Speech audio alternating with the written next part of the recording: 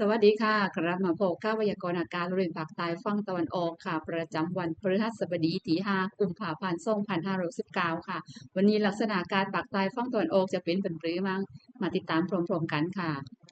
จากแผนที่อากาศผิวพื้นค่ะบริเวณความกดอากาศสูงหรือมวลอากาศเย็นที่ปกคลุมประเทศไทยตอนบนค่ะมีกำลังอ่อนค่ะมาดูภาพถ่ายดาวเทียมค่ะมีเมฆเป็นส่วนมากค่ะปกคลุมภาคใต้ค่ะ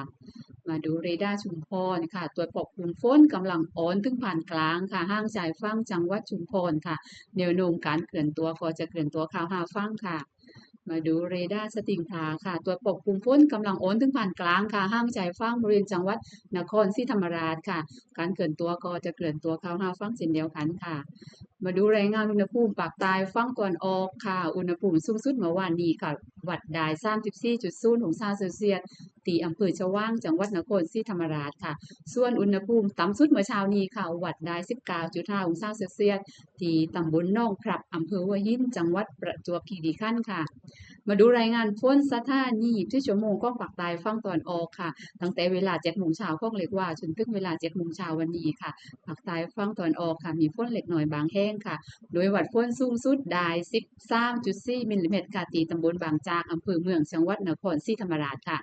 มาดูข้อมูลกันแล้วค่ะมาดูพยากรณ์อากาศวันนี้ค่ะวันนี้ภาคใต้ฝั่งตะวันออกมีอากาศเย็นในตอนเช้ากับมีฝนหรือฝนฟ้าคะนองบางแห่งค่ะมาดูกันเป็นรายจังหวัดค่ะบริเวณจังหวัดเพชรบุรีประจวบคีรีขันธ์ค่ะจะมีอากาศเย็นในตอนเช้าแล้วก็มีเมฆบางส่วนบริเวณจังหวัดชุมพรสุราษฎร์ธานีปัตตานีสงขลาปัตตานียะลาและก็นราธิวาสค่ะจะมีอากาศเย็นในตอนเช้า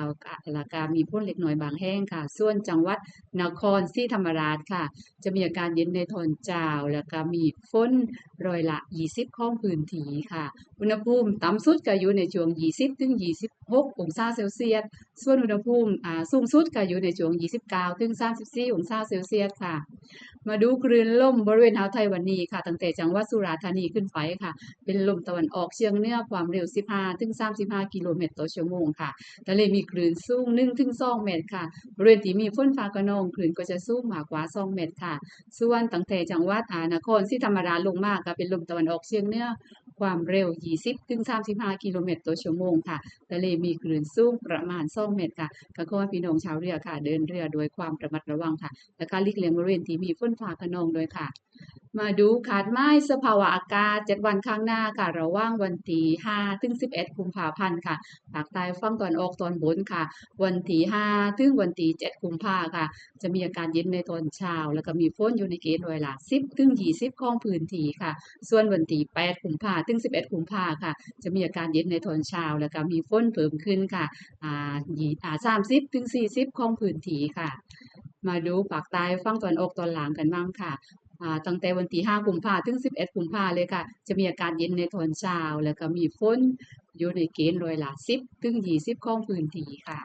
สำหรับการพยากรณ์อากาศวันนี้ก็จบลงเพียงแค่นี้ค่ะอย่าลืมกดไลค์แล้วก็กดติดตามให้กับช่องวิดีโอนี้ด้วยค่ะพบกันใหม่พรุ่งนี้ค่ะสวัสดีค่ะอุตุนิยมวิทยายุคใหม่แจ้งข่าวฉับไวใส่ใจปวงชน